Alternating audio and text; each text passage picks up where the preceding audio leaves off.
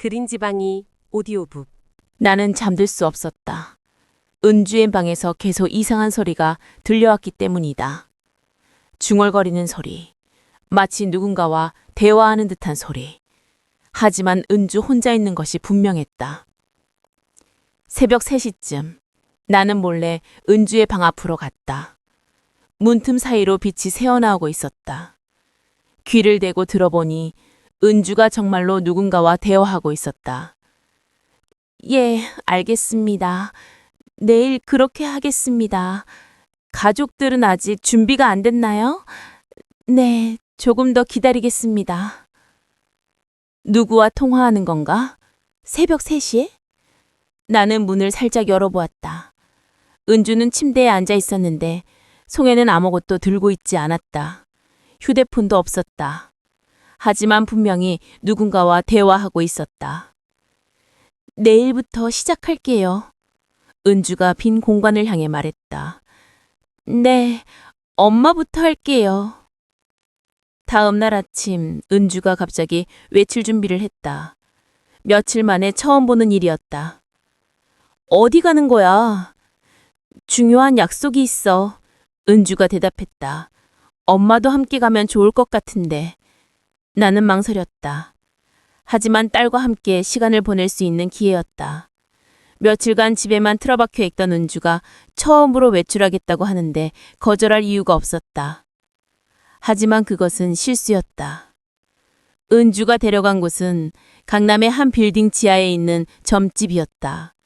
아니, 점집이라고 하기에는 너무 큰 공간이었다. 마치 강당 같았다. 벽면에는 이상한 그림들이 가득 걸려 있었고 천장에는 수많은 부적들이 매달려 있었다. 무엇보다 이상한 것은 그곳에 사람들이 너무 많다는 것이었다. 적어도 50명은 되어 보였다. 모두 조용히 앉아 있었는데 마치 무언가를 기다리는 것 같았다. 은주야, 여기가 점집이야? 점집이 아니야. 은주가 대답했다. 성소야. 그때 한 남자가 나타났다. 나이는 40대 중반쯤 되어 보였지만 얼굴이 묘하게 젊어 보였다. 하얀 한복을 입고 있었고 눈동자가 유난히 깊었다. 무엇보다 이상한 것은 그의 손이었다.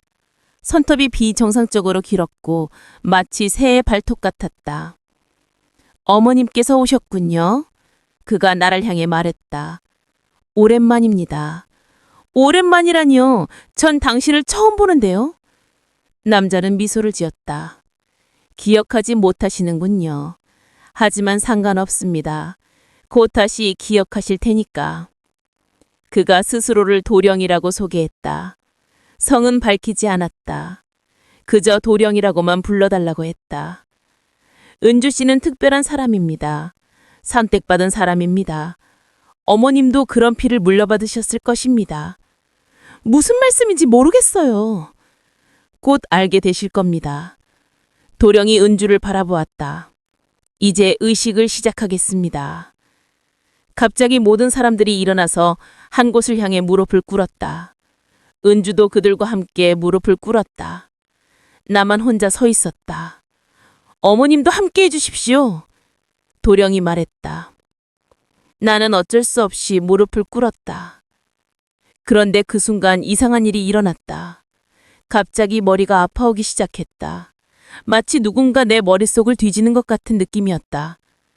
동시에 이상한 기억들이 떠올랐다. 은주가 아주 어렸을 때의 기억이었다. 은주가 5살쯤 됐을 때 공원에서 한 남자를 만났던 기억. 그 남자가 지금 내 앞에 서 있는 이 도령과 똑같은 얼굴이었다.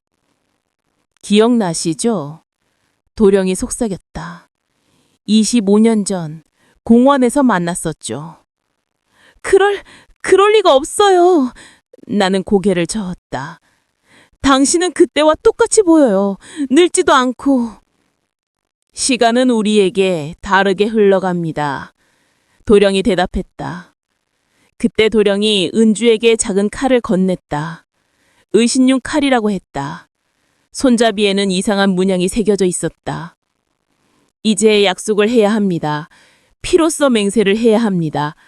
은주야! 나는 소리쳤지만 이미 늦었다. 은주는 주저하지 않고 자신의 손목에 칼을 갖다 댔다.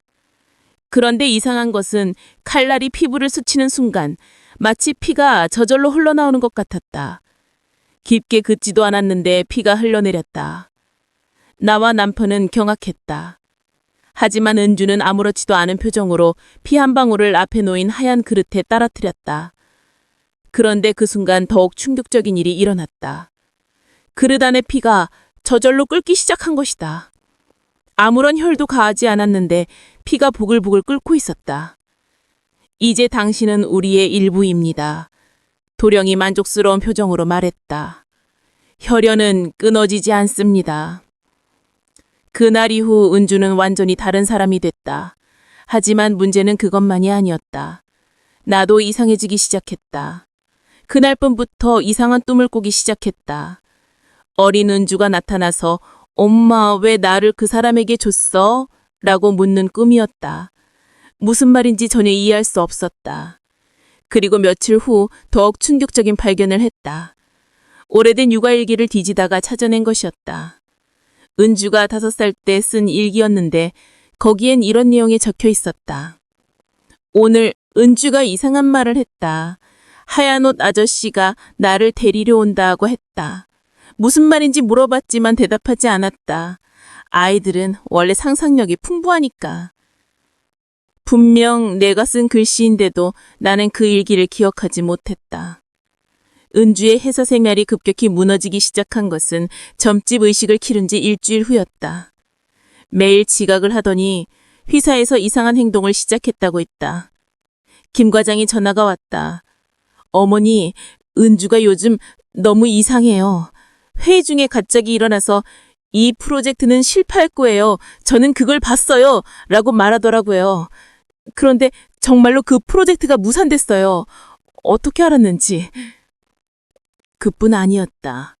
은주는 동료들에게 당신은 내년에 암에 걸릴 거예요. 당신의 남편은 바람을 피우고 있어요. 같은 말들을 하기 시작했다. 처음에는 다들 농담으로 여겼지만 하나하나 맞아 떨어지기 시작하자 사람들이 은주를 피하기 시작했다. 회사는 더러운 곳이야. 은주가 퇴사서를 내며 말했다. 돈을 위해서 영혼을 파는 곳이야. 나는 더 이상 그런 곳에 있을 수 없어. 회사를 그만둔 후 은주는 집에 틀어박혔다. 하루 종일 방에서 뭔가를 중얼거리며 기도하는 듯한 자세를 취하고 있었다. 가끔 방 앞을 지날 때면 은주가 누군가와 대화하는 소리가 들렸다. 하지만 더 이상한 것은 내 몸에서 일어나고 있는 변화였다. 점집에 다녀온 후부터 나도 이상한 능력이 생기기 시작했다. 사람들을 보면 그들의 과거가 보이는 것이었다. 처음에는 착각이라고 생각했다. 하지만 점점 선명해졌다. 슈퍼에서 계산하는 아주머니를 보면 그녀가 젊었을 때 어떤 사고를 당했는지 보였다. 옆집 아저씨를 보면 그가 젊은 시절 저지른 잘못들이 보였다. 그리고 그것들이 모두 사실이라는 것을 확인할 수 있었다. 엄마, 이제 느끼지? 은주가 어느 날 내게 말했다. 보이기 시작하지? 뭐가 보인다는 거야? 진실이야. 모든 사람의 진실이. 그때 남편이 병원에 가보자고 제안했다. 정신과 상담을 받아보는 게 어떨까? 그 순간 은주가 폭발했다. 저녁 식탁을 엎으며 소리쳤다. 이건 더러운 속세 음식이야. 나는 더 이상 이런 것들로 몸을 더럽힐 수 없어. 밥그릇이 바닥에 떨어져 깨졌고 국물이 사방으로 튀었다. 일부는 내 얼굴에도 묻었다. 하지만 그것보다 충격적인 것은 은주의 표정이었다. 마치 우리를 적으로 보는 듯한 증오에 찬 눈빛이었다. 너희들은 이해할 수 없어. 나는 이미 다른 세계의 사람이야. 그런데 은주가 식탁을 엎은 순간 나는 이상한 것을 보았다. 은주 뒤에 또 다른 그림자가 있었다. 사람 모양이긴 했지만 사람이 아닌 무언가의 그림자였다. 키가 비정상적으로 크고 팔이 너무 길었다. 은주야, 너 뒤에. 내가 말하려는 순간 그 그림자가 사라졌다. 하지만 나는 분명히 보았다. 은주 혼자가 아니었다. 무언가 다른 것이 그녀와 함께 있었다. 그날 밤 은주의 방에서 이상한 소리가 들렸다. 뭔가 무거운 것이 바닥을 끄는 소리였다. 마치 거대한 뱀이 기어가는 소리 같았다. 나는 용기를 내어 은주의 방문을 열어보았다. 하지만 은주는 침대에서 조용히 자고 있었다. 방 안에는 아무것도 없었다. 다만 벽면에 이상한 무늬가 있었다. 마치 커다란 손가락으로 벽을 긁은 것 같은 자국이었다. 하지만 은주의 손톱은 평범했다. 그런 자국을 낼 수 없었다. 며칠 후 은주는 집을 나갔다. 아무 말도 없이. 짐도 거의 챙기지 않고. 다만 하나 이상한 것은 그녀가 입고 나간 옷이었다. 새하얀 한복이었는데 언제 그런 옷을 샀는지 전혀 몰랐다. 우리가 찾을 수 있었던 곳은 도령이 운영한다는 공동체였다. 서울 외곽의 큰 건물이었다. 하지만 그곳에 도착한 순간 나는 충격을 받았다. 그 건물은 내가 어릴 때 살던 집과 똑같은 구조였다. 어떻게 그럴 수가 있지? 나는 그 집을 40년 전에 떠났는데.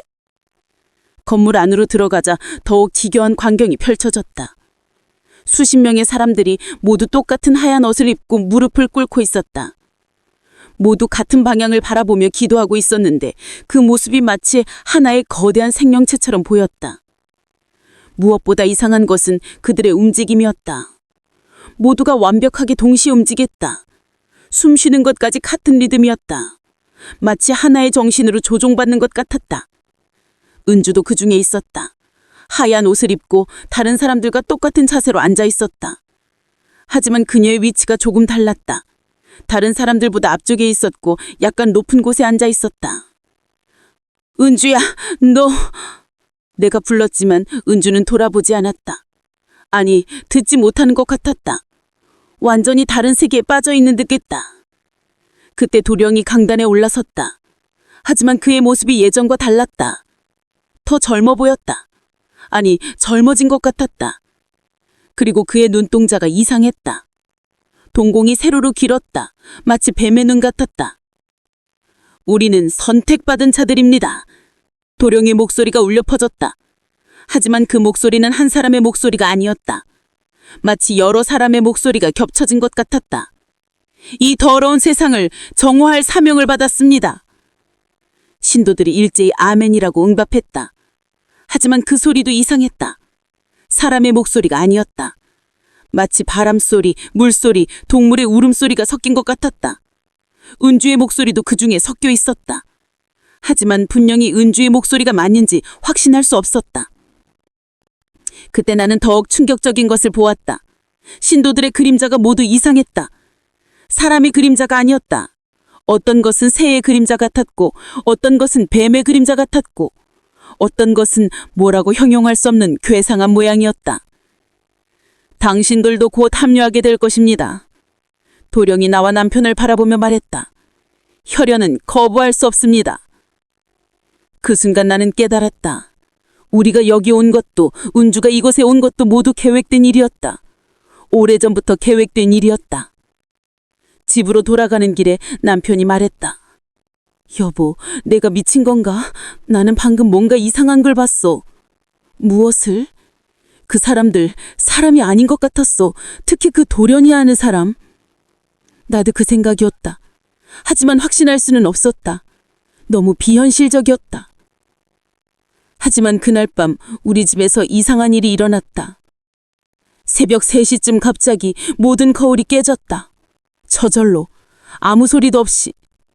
그리고 깨진 거울 조각을 자세히 보니 모든 조각에 같은 얼굴이 비쳐왔다. 도령의 얼굴이었다. 일주일 후 남편이 은주를 찾아가기로 했다. 나는 더 이상 그곳에 갈 수 없었다. 점집에 다녀온 후부터 내 몸에서 일어나고 있는 변화가 점점 심해지고 있었기 때문이다. 이제는 사람들의 과거뿐만 아니라 미래도 보이기 시작했다. 그리고 그 미래들은 대부분 끔찍했다. 죽음, 질병, 사고, 좋은 미래는 거의 보이지 않았다. 여보, 혹시 너도... 내가 남편에게 물어보려는 순간 남편이 먼저 말했다. 나도 이상해지고 있어. 남편의 목소리가 떨렸다. 사람들의 생각이 들려. 우리는 서로를 바라보았다. 둘 다 변하고 있었고 그 변화된 은주와 관련이 있었다. 남편이 은주를 만나고 돌아왔을 때 그의 얼굴은 창백했다. 어떻게 됐어? 은주가 남편이 입술을 떨었다. 은주가 아빠는 곧 병들어 죽을 거라고 했어. 뭐라고? 위험이라고 했어. 이미 시작됐다고.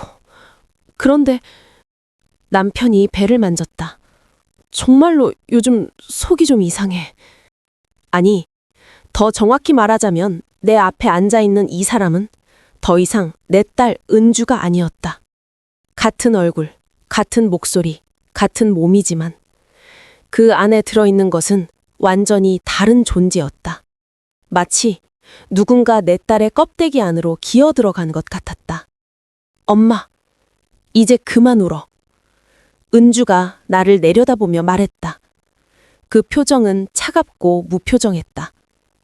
예전 같으면 내가 울면 함께 울어주던 따뜻한 딸이었는데 지금은 마치 곤충을 관찰하는 것처럼 나를 바라보고 있었다. 너는 정말 내 딸이니? 나도 모르게 그런 말이 흘러나왔다. 은주는 피식 웃었다. 그 웃음소리가 얼마나 낯선지 몰랐다. 딸? 그런 관계는 이제 의미가 없어. 은주가 거실 한복판으로 걸어가더니 벽에 걸린 가족 사진을 떼어냈다. 이 모든 게 거짓이야. 허상이야. 불과 석 달 전만 해도 은주는 대기업 마케팅부에서 승진을 앞둔 유능한 직장인이었다. 매일 저녁 회사 이야기를 신나게 들려주던 29살의 똑똑한 딸이었는데 지금 그녀는 우리 가족 사진을 하나하나 찢어가고 있었다. 천천히, 마치 의식을 치르듯이 찢어진 조각들이 바닥에 흩어졌다. 아빠와 엄마와 은주가 함께 웃고 있던 그 행복한 순간들이 산산조각 났다. 은주야, 제발 그만해. 남편이 다급히 말렸지만 은주는 이미 라이터를 꺼내고 있었다. 찢어진 사진 조각들에 불을 붙이기 시작했다. 파란 불꽃이 피어오르며 우리 가족의 추억이 재가 되어갔다. 그런데 그때였다. 은주가 태우던 사진 중에 이상한 것이 있었다. 나도 남편도 기억하지 못하는 사진이었다. 은주가 어렸을 때 찍은 사진인 것 같았는데 그녀 옆에는 얼굴이 보이지 않는 어른이 서 있었다. 마치 의도적으로 얼굴 부분이 찢어진 것 같았다. 은주야, 이 사진은 언제 찍은 거야? 내가 물었지만 은주는 대답하지 않았다. 그저 그 사진을 마지막으로 태웠을 뿐이다. 불타는 사진 속에서 어린 은주가 활짝 웃고 있었다. 그 모습이 지금의 차가운 은주와 너무나 대조적이어서 가슴이 찢어지는 것 같았다. 이제 새로운 시작이야. 은주가 중얼거렸다. 모든 거짓이 사라졌어. 시작은 남자몬지였다고 생각했다. 회사 선배 김 과장과 2년간 사귀다가 헤어진 후 은주는 급격히 변하기 시작했다. 처음에는 단순한 이별의 상처라고 여겼다. 어느 날 갑자기 점을 보러 가겠다고 했을 때도 그럴 수 있다고 생각했다. 상처받은 마음을 달래려는 것이라고. 하지만 지금 생각해보니 그것도 이상했다. 은주는 원래 그런 것들을 믿지 않는 아이였다. 대학에서 통계학을 전공한 철저히 논리적이고 과학적인 사고를 하는 딸이었다. 그런 아이가 갑자기 점집을 찾는다는 것 자체가 말이 안 됐다. 엄마, 나는 소름이 돋았다. 은주의 예언이 마저 떨어지고 있었다. 그것만이 아니야. 남편이 계속 말했다. 은주 주변에 있던 사람들, 그들이 우리 가족 사진을 가지고 있었어. 우리가 모르는 사진들까지. 그게 무슨 말이야? 내가 어릴 때 찍은 사진, 당신이 임신했을 때 사진, 심지어 은주가 태어나기 전에 찍은 사진들까지 어떻게 그런 사진들을 가지고 있을 수 있지? 남편의 말에 나는 더욱 혼란스러워졌다. 그런 사진들은 우리 집에만 있었다. 그런데 어떻게 그들이 가지고 있을 수 있을까? 더 이상한 건 은주의 반응이었어. 남편이 떨리는 목소리로 말했다.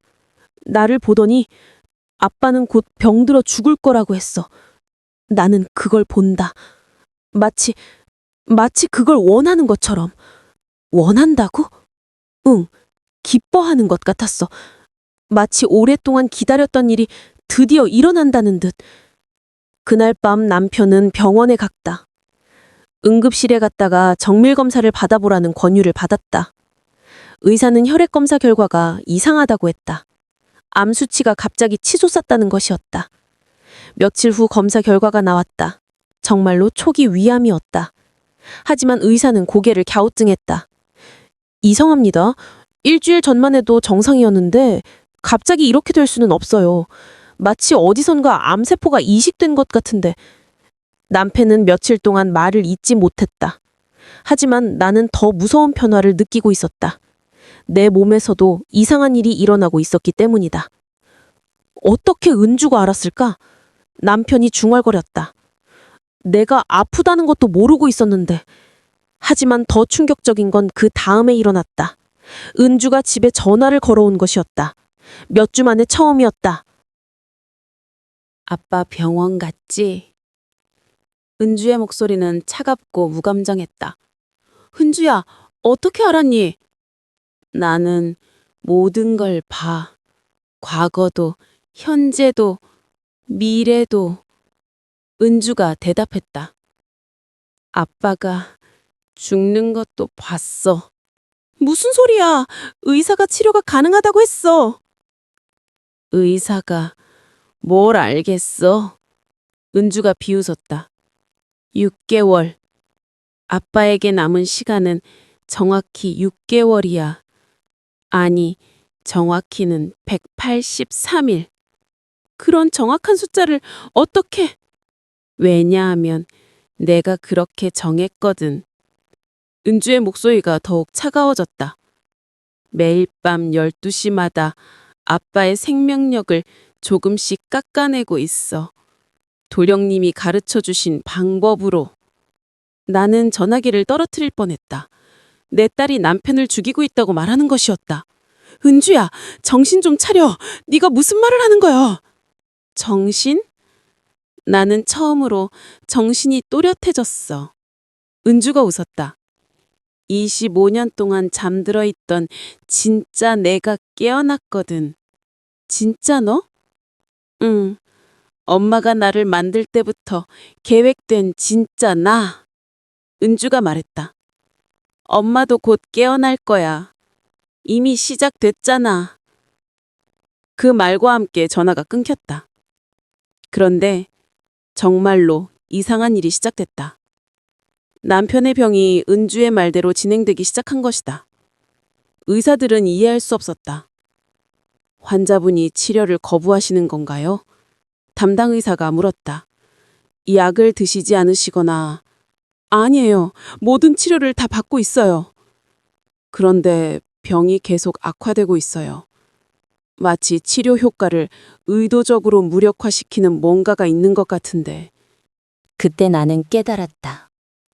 은주가 미래를 본 것이 아니라 미래를 만들고 있는 것이었다. 하지만 어떻게? 어떤 방법으로? 답은 며칠 후에 알게 됐다. 내가 우연히 은주의 일기를 발견했기 때문이다. 은주가 집을 나가면서 방에 두고 간 일기장이었다. 그 일기에는 충격적인 내용이 적혀 있었다. 2023년 10월 15일. 아빠의 병을 키우는 의식을 시작했다. 도령님이 가르쳐 주신 대로 매일 밤 12시에 아빠의 사진을 태우면서 주문을 외우고 있다. 벌써 일주일째 곧 효과가 나타날 것이다. 아빠의 세포들이 하나씩 죽어가는 게 보인다. 2023년 10월 20일. 엄마도 곧 오리편이 될 것이다. 엄마 안에 있는 피가 깨어나고 있다. 25년 전에 심어둔 씨앗이 드디어 싹을 틔우고 있다. 엄마의 눈이 조금씩 변하고 있다. 곧 엄마도 볼 수 있게 될 것이다. 2023년 10월 25일. 우리 가족은 처음부터 선택받은 가족이었다. 이 모든 것은 25년 전부터 계획된 일이었다. 엄마가 임신했을 때 도령님이 내 안에 들어왔다. 나는 그저 껍데기일 뿐이다. 진짜 나는 수천 살이다. 나는 그 일기를 읽으며 손이 떨렸다. 25년 전? 그때 무슨 일이 있었나?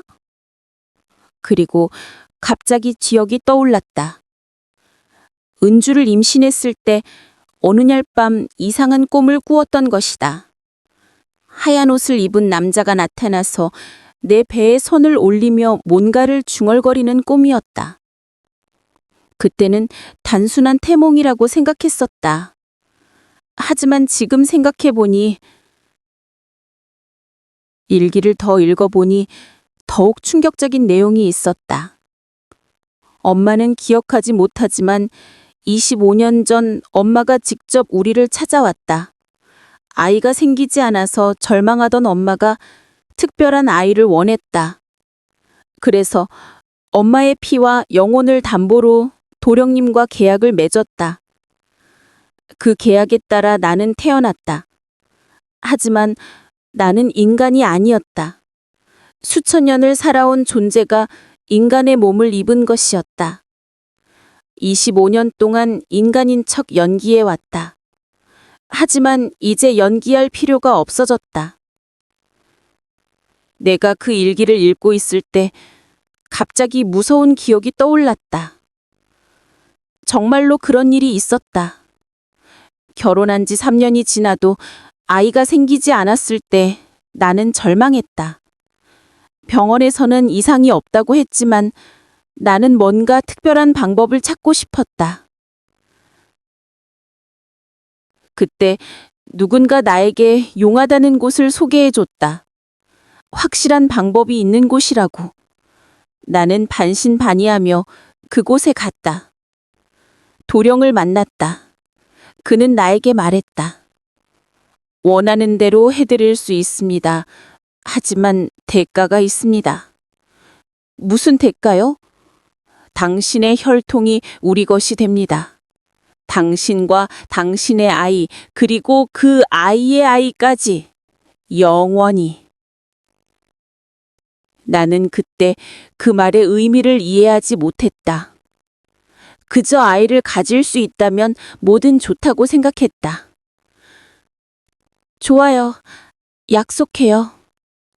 그리고 특별한 의식을 치렀다. 내 피를 바쳤다. 나의 영혼 일부를 담보로 내놓았다. 한 달 후 임신이 됐다. 나는 너무 기뻐했다. 마침내 아이를 가질 수 있게 된 것이다. 하지만 지금에 와서야 깨달았다. 그때 임신된 아이는 내 아이가 아니었다. 그것은 다른 무엇이었다. 여보, 내가 남편을 불렀다. 당신 혹시 기억나는 게 있어? 내가 은주를 임신했을 때. 하지만 남편은 대답하지 못했다. 갑자기 피를 토하며 쓰러졌기 때문이다.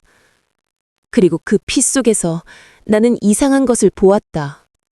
작고 검은 벌레 같은 것들이 꿈틀거리고 있었다. 마치 남편의 몸 안에서 무언가가 그를 좀먹고 있는 것 같았다. 남편이 응급실에 실려간 그날 밤 나는 혼자 집에 있었다. 그런데 새벽 3시쯤 누군가 문을 두드렸다. 은주였다. 하지만 혼자 오지 않았다. 도령과 함께 왔다. 그리고 그들 뒤에는 하얀 옷을 입은 사람들이 서 있었다. 엄마! 은주가 나를 보며 말했다. 이제 시간이 됐어. 무슨 시간? 계승의 시간. 도령이 대답했다. 모든 신내림은 이어집니다. 선택받은 자가 그 다음 도령이 되는 것입니다. 그들은 거실로 들어와 앉았다. 나는 어쩔 수 없이 그들과 마주 앉았다. 25년 전 당신이 은주를 임신했을 때부터 이 모든 것은 시작됐습니다. 도령이 말했다. 당신은 기억하지 못하지만 당신이 직접 우리를 찾아왔었습니다. 거짓말이에요. 거짓말이 아닙니다. 도령이 오래된 사진 한 장을 꺼냈다. 그 사진에는 임신한 내 모습이 있었다.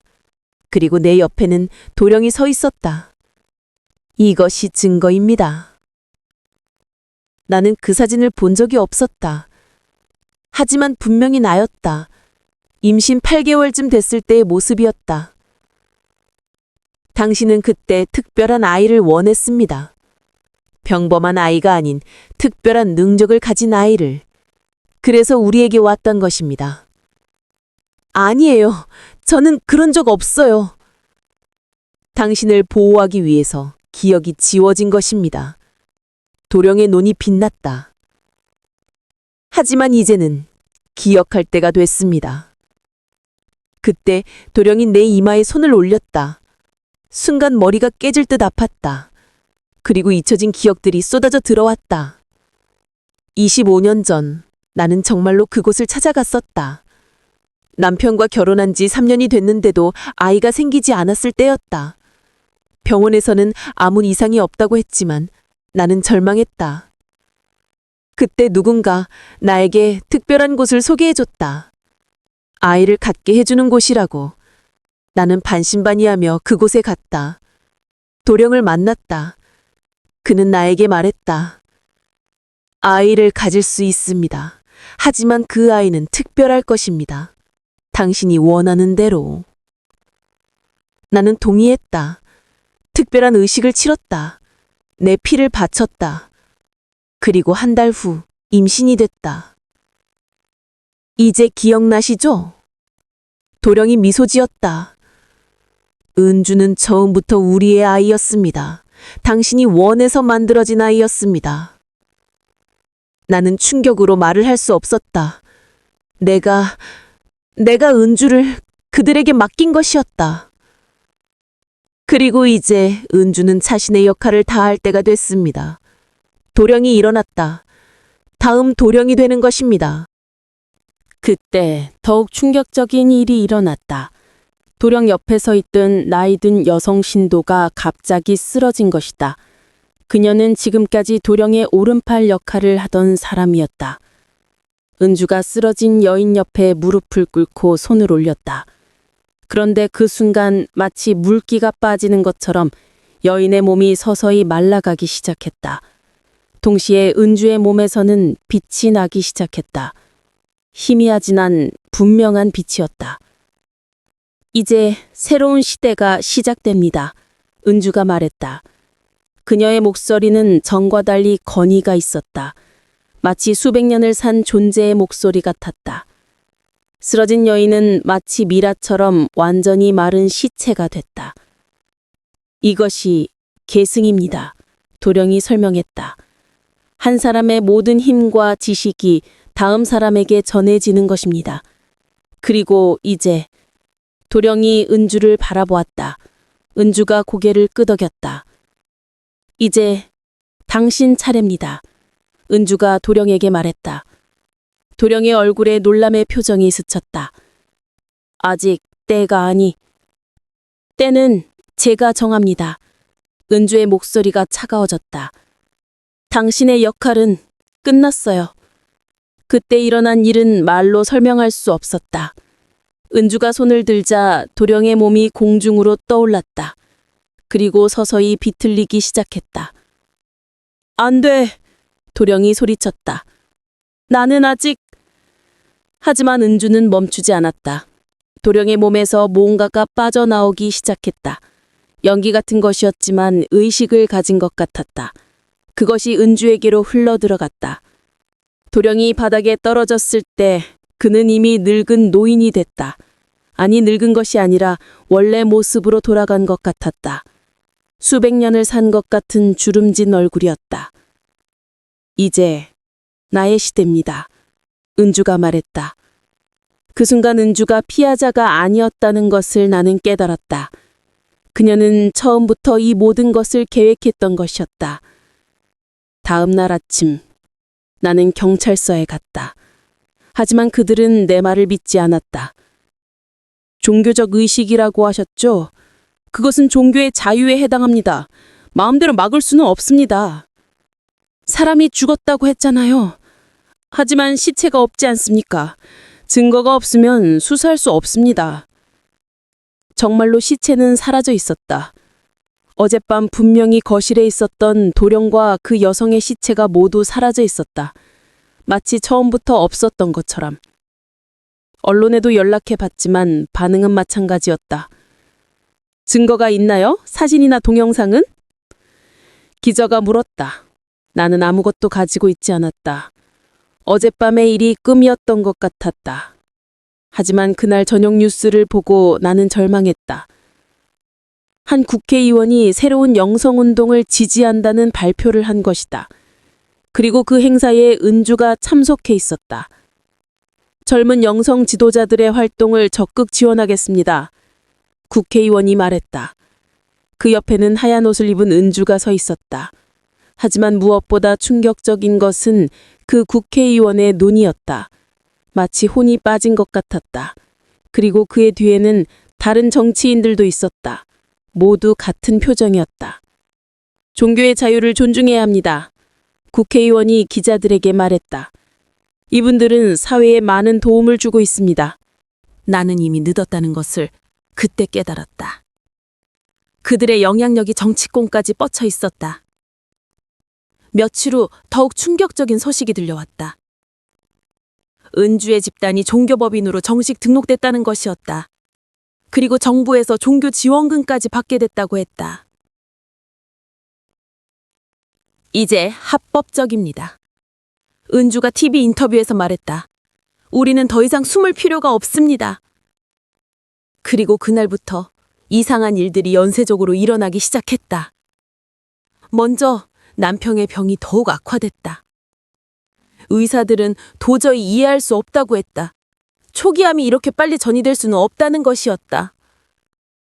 그리고 우리 동네 사람들이 하나둘 이상해지기 시작했다. 처음에는 한두 명이었다. 갑자기 하얀 옷을 입고 다니기 시작하는 사람들이 생겼다. 그리고 그들은 모두 같은 표정을 하고 있었다. 여보, 남편이 병원 침대에서 말했다. 우리가 뭔가 잘못했나 봐. 무슨 말이야? 은주를 제대로 지켜주지 못한 것 같아. 하지만 나는 이제 알고 있었다. 우리가 은주를 지켜주지 못한 것이 아니라 처음부터 은주는 다른 존재였다.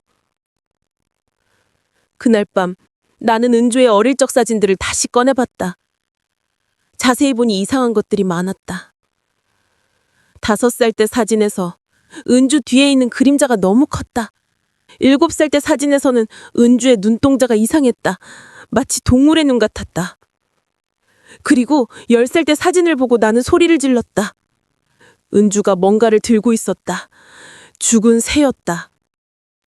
그런데 그 새가 은주의 손 안에서 썩어가고 있는 모습이 사진에 찍혀 있었다. 어떻게 이런 사진들을 그동안 보지 못했을까? 마치 지금에야 진실이 드러나는 것 같았다. 우리의 절망은 깊어져만 갔다. 아무도 우리를 도와주지 않았다. 아무도 우리의 말을 믿지 않았다. 은주는 이제 사회적으로 인정받는 종교 지도자가 됐다. 그리고 우리는 그저 비정상적인 부모로 취급받을 뻔이었다. 남편이 병원에서 위독하다는 연락이 왔을 때 나는 마지막으로 은주를 만나보기로 했다. 이번이 정말 마지막 기회라고 생각했다.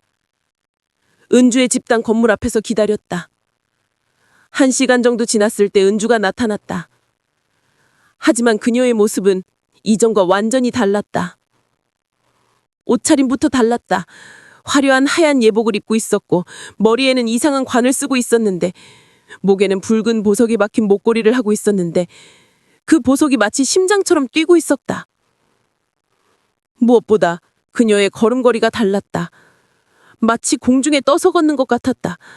실제로 그녀의 발이 땅에 닿지 않는 것 같았다. 무슨 일이시죠? 은주가 나에게 말했다. 하지만 그 말투는 완전히 낯선 사람에게 하는 것 같았다. 은주야, 아빠가 위독해. 은주가 고개를 갸우뚱했다. 누구를 말씀하시는 건가요? 그 말에 내 심장이 멈춘 것 같았다. 김영수 씨 말씀이신가요? 그분은 곧 돌아가실 겁니다. 예정된 일이죠. 예정된 일? 네. 저희 계획에 따르면 오늘 밤 11시 47분에 돌아가실 예정입니다. 정확히. 나는 소름이 돋았다.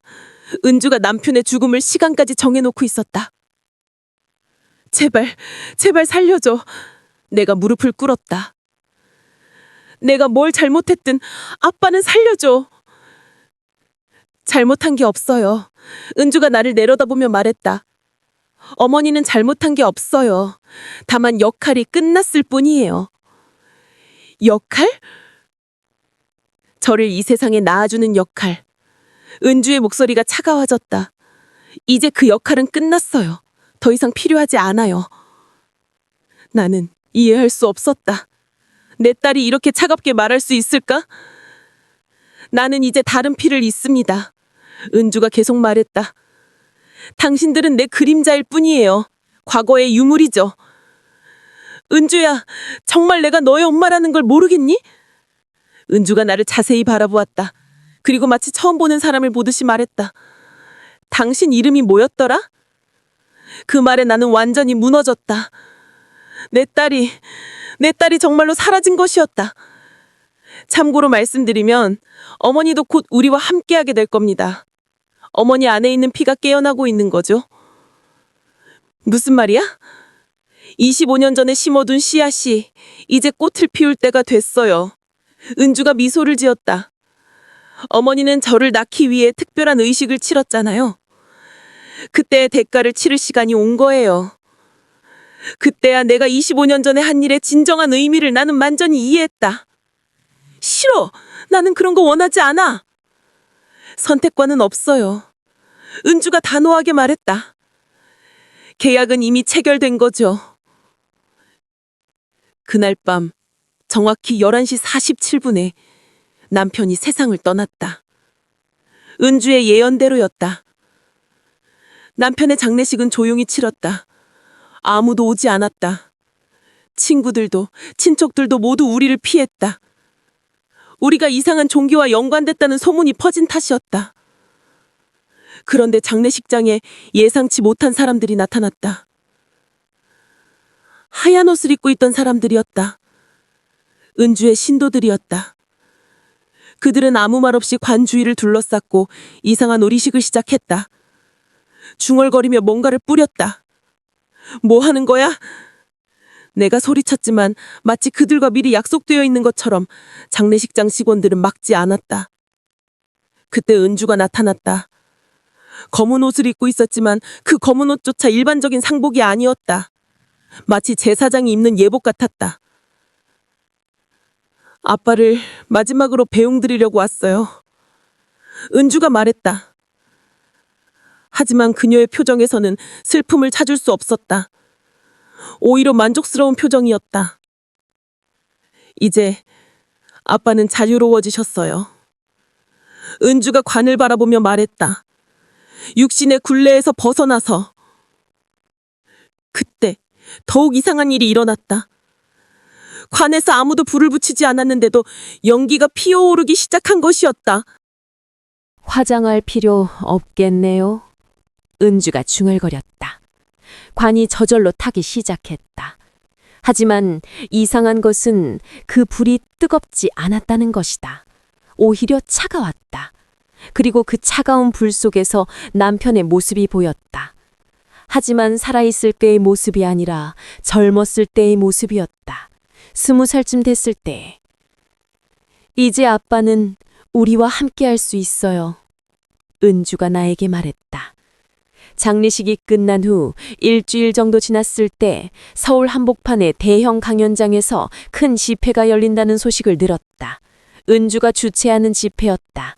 나는 그 집회에 갔다. 마지막으로 은주를 보고 싶었다. 강연장은 수천 명의 사람들로 가득했다.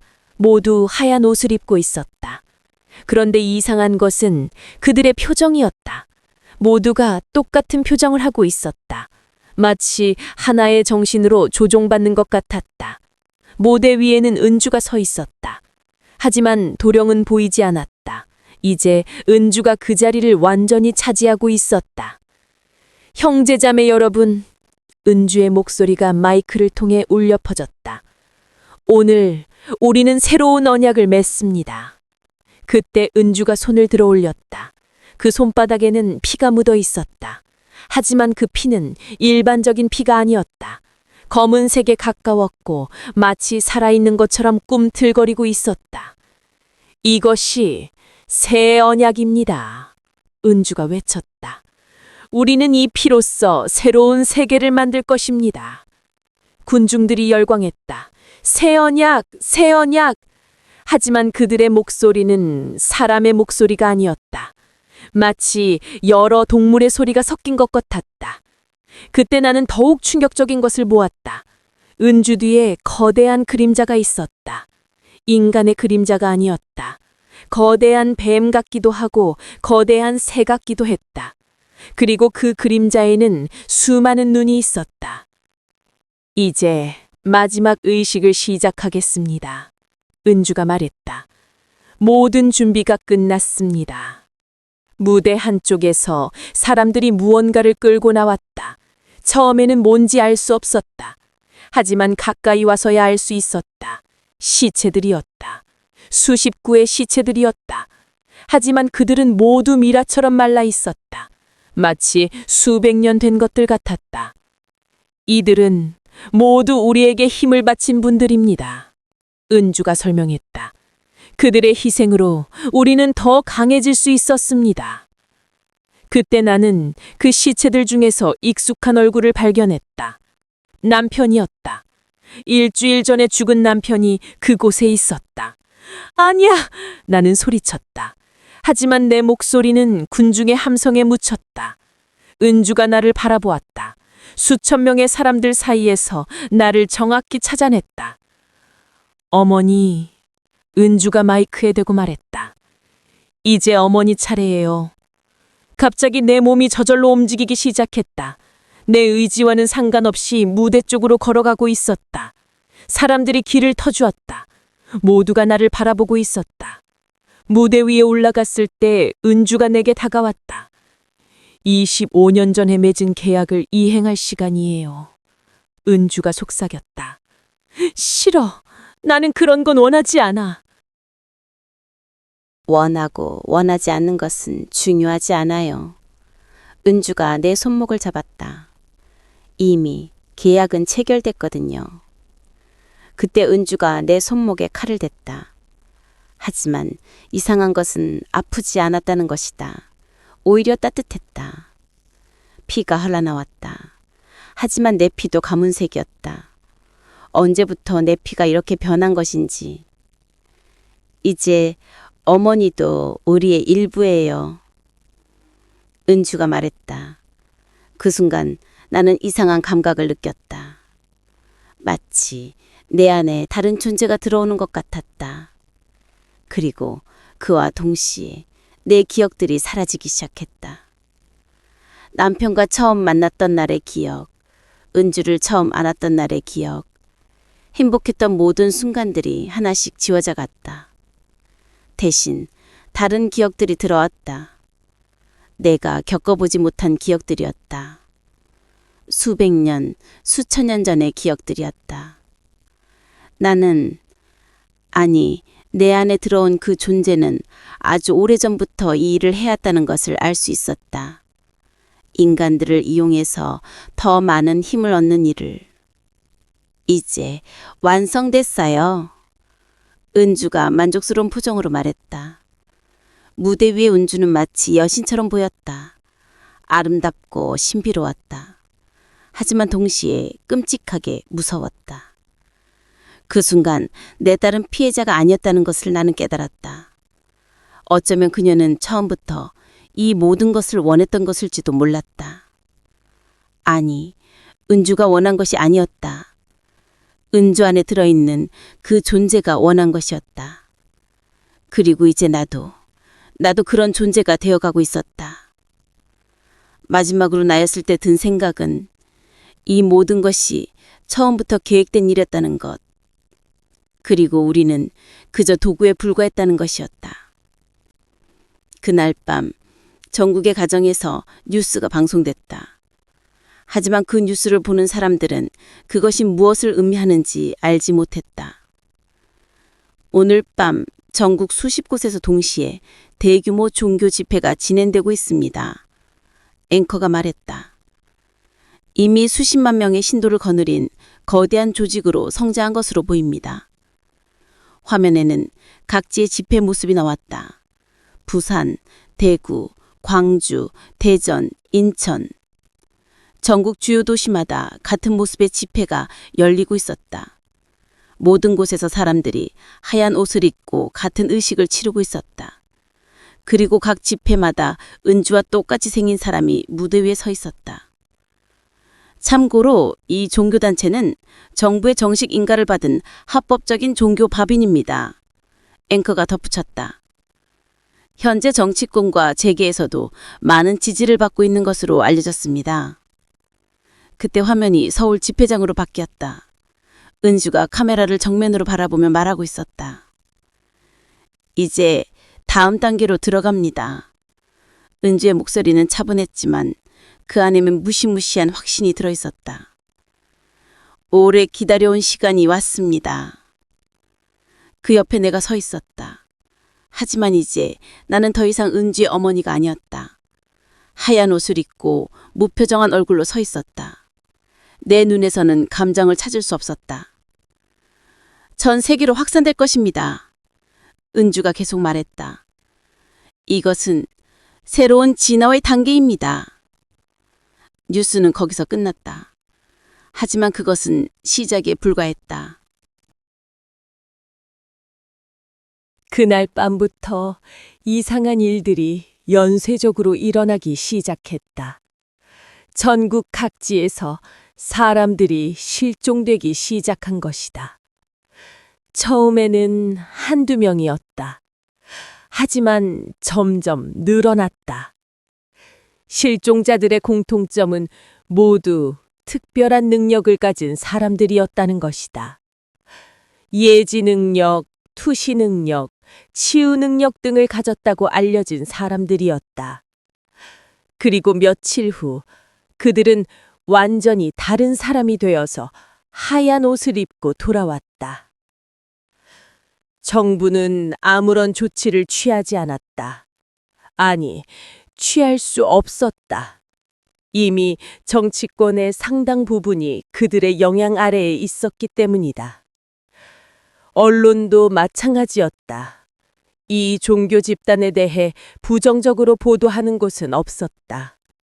모두가 새로운 영성운동이라고 찬양했다. 한 달 후 더욱 충격적인 발표가 있었다. 이 종교 집단이 유엔에서 정식 종교로 인정받았다는 것이었다.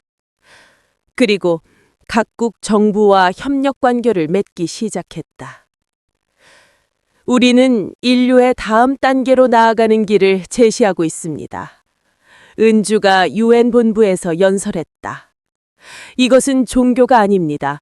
진화입니다. 전 세계의 대표들이 그녀의 연설을 들었다. 그리고 모두가 고개를 끄덕였다. 마치 최면에 걸린 것처럼. 그로부터 6개월 후 세계는 완전히 바뀌었다. 주요 도시마다 하얀 건물들이 세워졌다. 그리고 그곳에서 매일 수만 명의 사람들이 의식을 치렀다. 사람들은 더 이상 예전처럼 살지 않았다. 모두가 더 영적이 됐다고 했다. 하지만 그들의 눈에서는 인간적인 감정을 찾을 수 없었다. 그리고 나는 여전히 은주 옆에 서 있었다. 이제는 전 세계를 다니며 새로운 신도들을 만들고 있었다. 하지만 가끔씩, 아주 가끔씩 내 안에 진짜 나로 깨어날 때가 있었다. 그럴 때마다 나는 생각했다. 이 모든 것이 언제부터 시작된 것일까? 정말로 25년 전부터였을까? 아니면 더 오래전부터였을까? 그리고 내 딸 은주는 정말 어디에 있는 것일까? 이 몸 안 어딘가에 아직 남아있는 것일까? 아니면 처음부터 존재하지 않았던 것일까? 마지막으로 이 모든 것이 끝날 날은 올 것일까? 아니면 이것이 인류의 새로운 단계인 것일까? 나는 끝내 알 수 없을 것이다. 내가 더 이상 나 자신이 아니기 때문이다. 하지만 한 가지는 확신할 수 있었다. 이 모든 것은 아직 시작에 불과하다는 것이었다. 그들이 우리가 원하는 것은 이 지구상의 모든 인간을 바꾸는 것이었다. 그리고 그 계획은 착착 진행되고 있었다. 어딘가에서 새로운 은주가 태어나고 있을 것이다. 새로운 가족들이 25년 전에 우리처럼 특별한 아이를 원하며 그들을 찾아갈 것이다. 그리고 그 순환은 영원히 계속될 것이다. 몇 년 후, 전 세계 인구의 40%가 새로운 영성운동에 참여하고 있는 것으로 집계됐습니다. 기존 종교들이 급속히 쇠퇴하고 있는 반면 진화 종교는 계속 확산되고 있습니다. 신도들은 더 평화롭고 영적인 삶을 살고 있다고 주장하고 있으며 범죄율과 분쟁이 현저히 감소했습니다. 하지만 아무도 묻지 않았다. 그들이 정말 행복한지, 그들이 정말 인간인지. 그리고 아무도 알지 못했다. 수천 년 전부터 이 지구에 있었던 무언가들이 드디어 자신들의 계획을 완성하고 있다는 것. 인류는 진화한 것이 아니었다. 대체된 것이었다. 10년 후, 세계는 완전히 바뀌었다. 아니, 정확히 말하면 세계가 바뀐 것이 아니라 세계에 사는 존재들이 바뀐 것이었다. 거리를 걸어가는 사람들은 모두 평화로워 보였다. 범죄는 사라졌고 전쟁은 없어졌다. 모든 사람이 조화롭게 살아가고 있었다. 하지만 그들의 눈을 자세히 보면 그곳에는 더 이상 인간다운 감정이 없었다. 서울 중심가의 거대한 하얀 건물에서 나는 여전히 은주 옆에 서 있었다. 이제 나는 전 세계를 다니며 새로운 선택받은 자들을 찾는 일을 하고 있었다. 하지만 그날 예상치 못한 일이 일어났다. 어머니, 은주가 나를 불렀다. 이제 마지막 단계입니다. 마지막? 네, 이제 더 이상 인간의 몸이 필요하지 않게 됐어요. 은주가 말했다. 충분히 많은 숙주를 확보했으니까요. 그때야 나는 깨달았다. 우리 안에 들어있는 그 존재들은 처음부터 인간의 몸을 영구적으로 사용할 생각이 없었던 것이다. 그럼 우리는 어떻게 되는 거죠? 내가 물었다. 원래 모습으로 돌아가는 거예요. 은주가 미소 지었다. 이제 더 이상 숨을 필요가 없어졌으니까요. 그때 전 세계의 하얀 건물들에서 동시에 의식이 시작됐다. 수십만 명의 신도들이 한 곳에 모였다. 하지만 이번에는 그들이 의식을 치르는 것이 아니었다. 그들이 의식의 제물이 될 차례였다. 은주가 손을 올리자 모든 사람들의 몸에서 검은 연기가 빠져나오기 시작했다. 그것은 그들 안에 들어있던 진짜 존재들이었다. 인간들의 몸은 하나씩 바닥에 쓰러졌다. 미라처럼 말라버린 채로. 그리고 그 위로 거대한 검은 형체들이 모습을 드러냈다.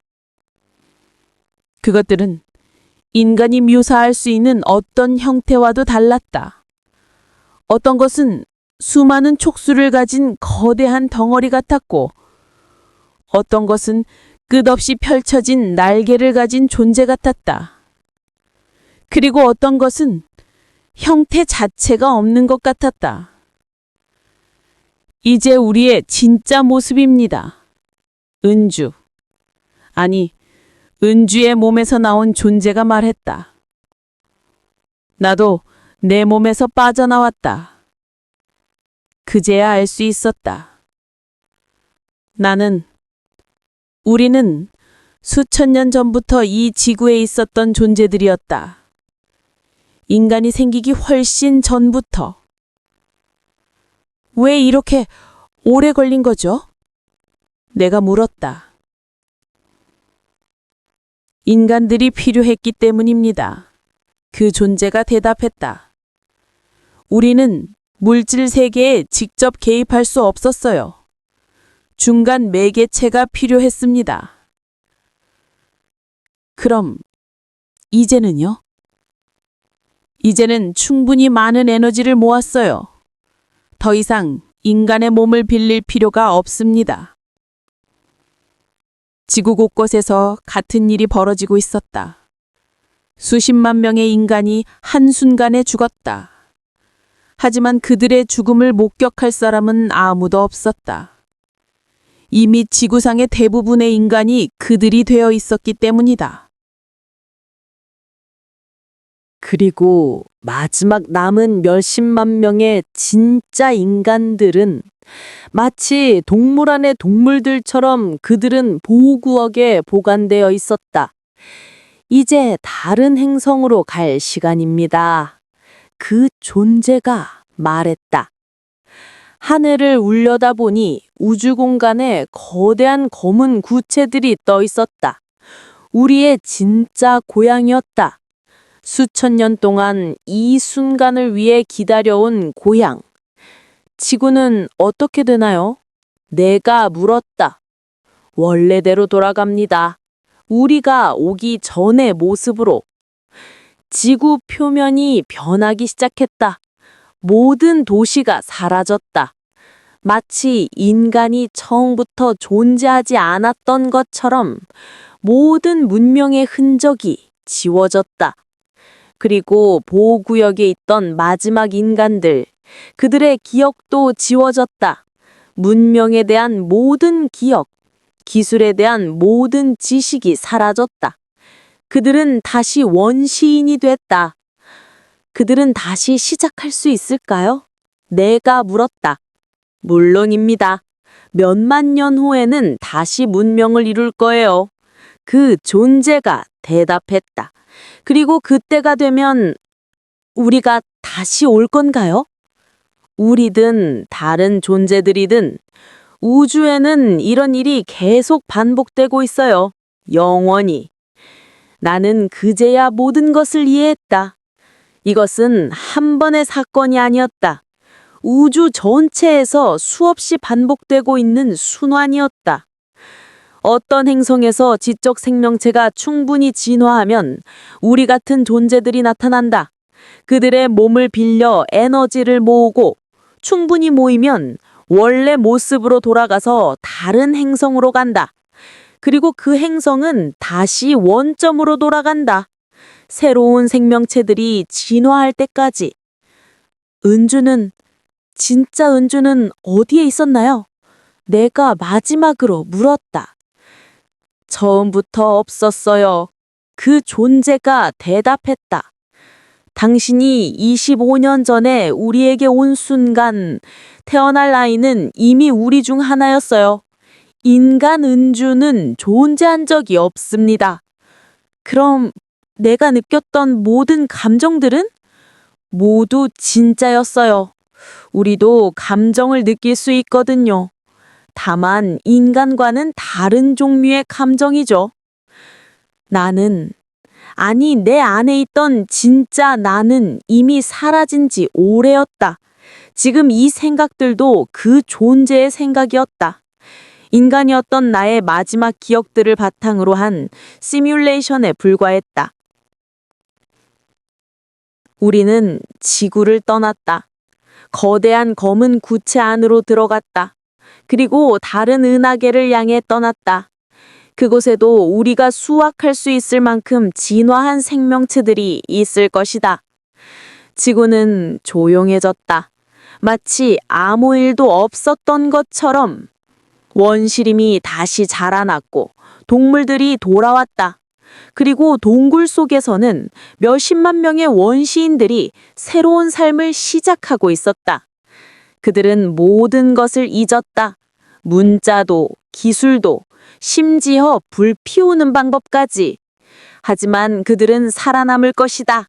그리고 언젠가는 다시 문명을 이룰 것이다. 그리고 그 문명이 충분히 발달하면 또 다른 도령이 나타날 것이다.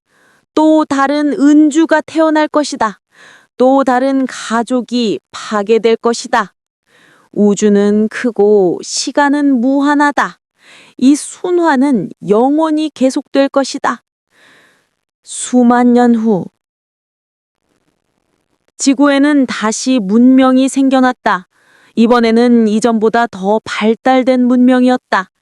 그들은 우주로 나갈 수 있는 기술을 개발했고 다른 행성을 탐색하기 시작했다.